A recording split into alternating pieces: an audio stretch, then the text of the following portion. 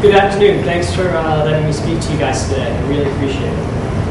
I'm going to be speaking about Michigan v. EPA. As many of you know, EPA is the Environmental Protection Agency. And as part of Congress's duties, they have the ability under the Constitution, probably in their implied powers, to delegate their power. And the reason that they have this ability is if you think about, let's say, a senator from Massachusetts who might know about fisheries, might know about tourism, might know about coastal zone management.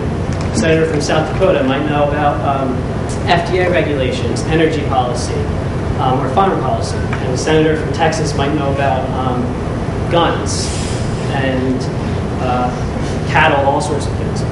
But you wouldn't expect a senator from every state to know about aeronautics. You wouldn't expect them to know about nuclear fusion. So what they do is they delegate this power. So in this instance, the EPA is the body which they delegate it to. They also have what we call enabling acts to give more power to these delegated bodies. So enabling acts, like we are dealing with here in Michigan, the EPA, is the Clean Air Act. And under the Clean Air Act, Section 112, the EPA decided to regulate hazardous pollutants. These are things like mercury in particular. And while you might think that regulating hazardous pollutants from a facility can't really have an effect on you, they estimate that about 13,000 deaths a year are caused directly from these pollutants of mercury, from coal burning and oil burning factories. More specifically, I thought was pretty astonishing, is that over 130,000 people get asthma every year from the mercury which is emitted in these plants. So 130,000 people a year, it's a big number. So there's some debate as to how much these regulations would cost them. The EPA says it would have cost about $10 million a year in regulations, and it would have had benefits of between $37 billion to $90 billion. The opposite side, the business lobby, says that yes, it would cost $10 million a year. However, it will only make about $6 million in benefits each year.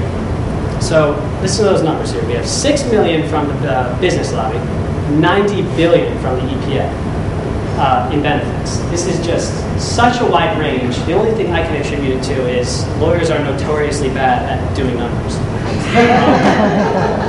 But as you go forward, the question is, why did the EPA get struck down? They were struck down because when they initially were determining to regulate, they did not calculate costs. So I'm going to say that again. The reason it was struck down in court is because when the EPA went to initially determine whether or not to regulate, they didn't calculate cost. They calculated costs throughout the entire rest of the process, but not initially. The reason being, they looked at Section 112 of the Clean Air Act, and they said, Section 112 says that we have to consider the health of people and the environment first, and then later on we can go to cost. This is called the Chevron doctrine under the law, where if Congress has something that's ambiguous, the agency is allowed to determine what they think the meaning is. Here, the issue is, Scalia, writing for the opinion, said that they did not reasonably interpret the statute. So the court gave up power under the Chevron doctrine for agencies to interpret. And Scalia is saying, yes, they do have the ability to interpret, but it has to be reasonable. And any reasonable interpretation would take into consideration cost. Here, Scalia says this is akin to purchasing a Ferrari on a whim, driving it for 2 years, enjoying it, then 2 years later you decide you want to upgrade the stereo system. You upgrade the stereo system, and when you go to upgrade it, you sit down and think, can I really afford to buy a Ferrari? So that's how Scalia. And when you look at it that way, he's got a valid point. But there's two main takeaways from this case.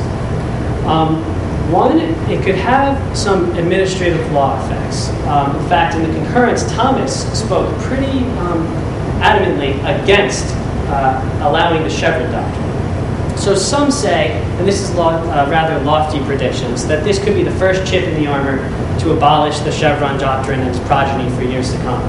I don't think that's what's really happening here, but some say that it could have a big effect on that. Second takeaway is for environmental enthusiasts like myself, this is not actually really a hard knot to the EPA, because when you look at the numbers, this regulation was 3 years out.